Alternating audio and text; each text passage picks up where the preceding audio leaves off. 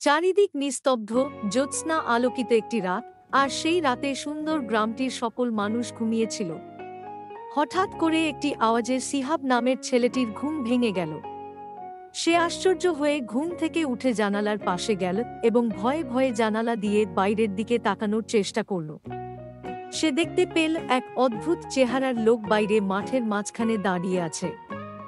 লোকটি শিহাবের দিকে তাকিয়ে আছে। সাহস করে শিহাব বাইরে যায়, কিন্তু লোকটি কিছু বলে না, শুধু ইশারা করে একটা বিশাল গাছের দিকে। শিহাবের কৌতূহল বেড়ে যায়। সে লোকটির ইশারায় গাছের কাছে যায় এবং সেখানে একটি ছোট এবং অনেক সুন্দর বাক্স দেখতে পায়। বাক্সটা খুলতেই সে দেখে ভেতরে একটা পূর্ণ মানচিত্র। তার মনের মধ্যে এক উত্তেজনা জাগে। সে বুঝতে পারে এই মানচিত্রটি নিশ্চয় তাকে গ্রামের পুরনো ধন সম্পদের সন্ধান দেবে। পরদিন সে বন্ধুদের সাথে নিয়ে মানচিত্র অনুসরণ করতে শুরু করে। নানা বাধা পেরিয়ে অবশেষে তারা পেল গোপন এক গুহা। তারা আর দেরি না করে গুহার ভেতরে প্রবেশ করার চেষ্টা করল।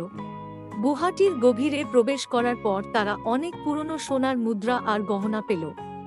তারা সবাই মিলে সেগুলোকে সংগ্রহ করল এবং সেগুলো নিয়ে গ্রামে ফিরল। শিহাব ও তার বন্ধুরা সেই ধনসম্পদগুলো গ্রামের উন্নতির কাজে ব্যবহার করে গ্রামটিকে অনেক জাঁকজমক ও সুন্দর করে তুলল। এভাবে তার গ্রামের দরিদ্র মানুষগুলো দরিদ্রতা থেকে মুক্তি পেল।